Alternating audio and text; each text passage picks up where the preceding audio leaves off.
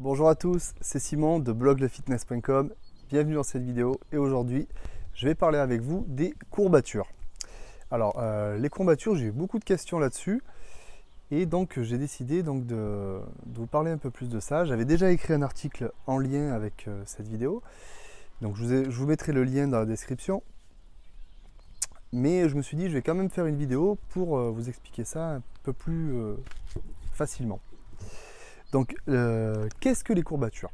Alors, les courbatures, c'est des douleurs, des raideurs musculaires que l'on ressent souvent après un exercice inhabituel ou par rapport à une charge plus conséquente que d'habitude, par rapport à une reprise de l'entraînement. D'où proviennent-elles?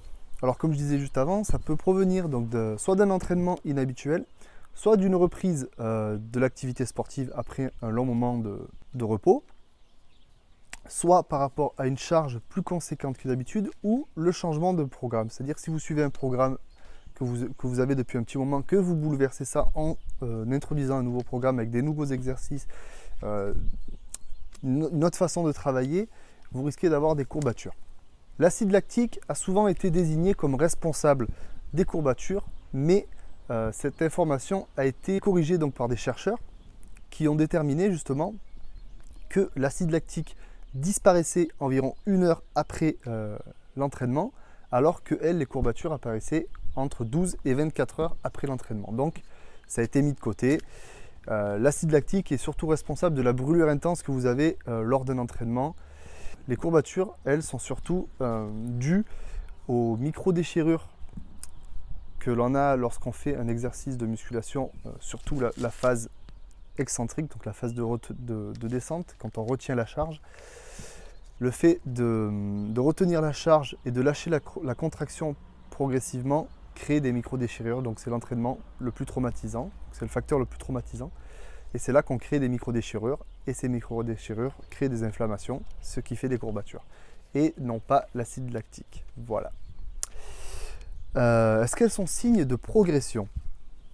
Alors, certains pratiquants de muscu très assidus et chevronnés n'ont presque jamais de courbatures du fait de leur assiduité, donc de la régularité dans l'entraînement, ainsi que de leur alimentation qui est en général assez adaptée à leurs entraînements. En revanche, si vous faites une pause, donc si vous entraînez souvent, il y a de fortes chances que les courbatures disparaissent. En revanche, si vous commencez tout juste la musculation, il y a vraiment de fortes chances que vous ayez des courbatures. C'est même quasiment sûr. Est-ce qu'on peut s'entraîner justement sur des courbatures? Alors, il n'est pas judicieux de s'entraîner sur des courbatures lourdes. C'est-à-dire, si vous avez des courbatures sur un muscle et que vous voulez faire un entraînement lourd, il vaut mieux s'abstenir. Par contre, un entraînement en série longue, donc en poids relativement léger, on ne va pas dire léger, mais un poids qui vous permette de faire des séries de 15 à 20 répétitions sera pas mal. C'est donc un type d'entraînement qui va amener à la congestion.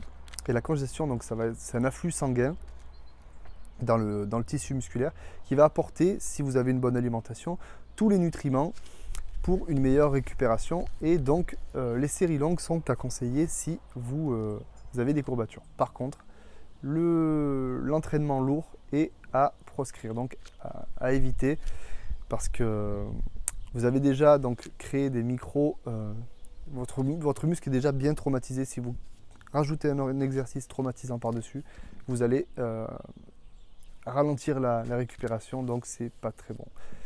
Il y a les bonnes et les mauvaises courbatures.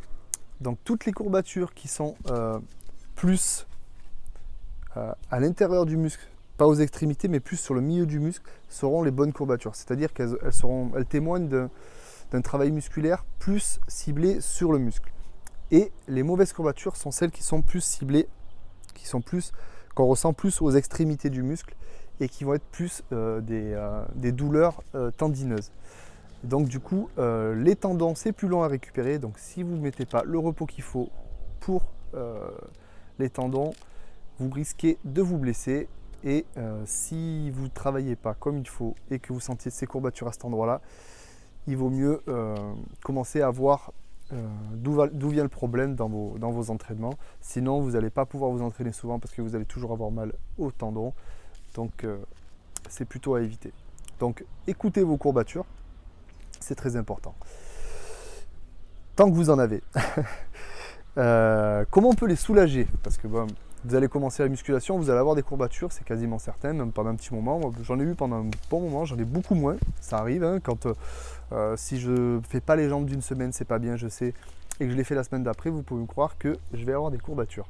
Donc pour les soulager, alors il y a, comme je disais juste avant, les séries longues le lendemain ou le surlendemain, qui vont permettre un afflux sanguin et donc une réparation du tissu musculaire grâce aux nutriments que ça va apporter. Les étirements à ne pas faire en fin de séance pour le même muscle. Donc si vous venez de faire une séance pectoraux, ne vous étirez pas les pecs, c'est pas très bon. Vous avez déjà assez traumatisé votre muscle pendant l'entraînement, donc ne vous étirez pas sur la fin de l'entraînement. Étirez-vous plutôt le lendemain à l'apparition des courbatures. Comme ça au moins vous êtes sûr de ne pas trop endommager. Et si vraiment les douleurs persistent, vous pouvez toujours vous automasser, soit avec vos mains, soit avec des rouleaux d'automassage qu'on trouve un peu de partout. Eh bien écoutez, c'est à peu près tout pour les courbatures. Donc comme je vous disais, cette vidéo est associée à un article que j'ai écrit concernant les courbatures. Si vous voulez en savoir plus, je vous mettrai le lien dans la description. La récupération est aussi très importante, j'ai oublié d'en parler. La récupération, le sommeil, le repos est très important. Et l'alimentation, une alimentation riche en protéines, en acides aminés et pourquoi pas des BCA et de la glutamine autour de l'entraînement pour les prévenir. Donc, concernant le repos, le sommeil, j'ai aussi fait un article là-dessus ainsi qu'une vidéo. Je vous mettrai le lien de tout ça et le lien de la vidéo. Merci d'avoir regardé cette vidéo. Vous êtes libre de recevoir mon guide gratuitement en cliquant sur le lien qui est dans la description. N'hésitez pas à vous abonner à ma chaîne, à ma page Facebook ainsi qu'à mon Instagram. Merci et à demain.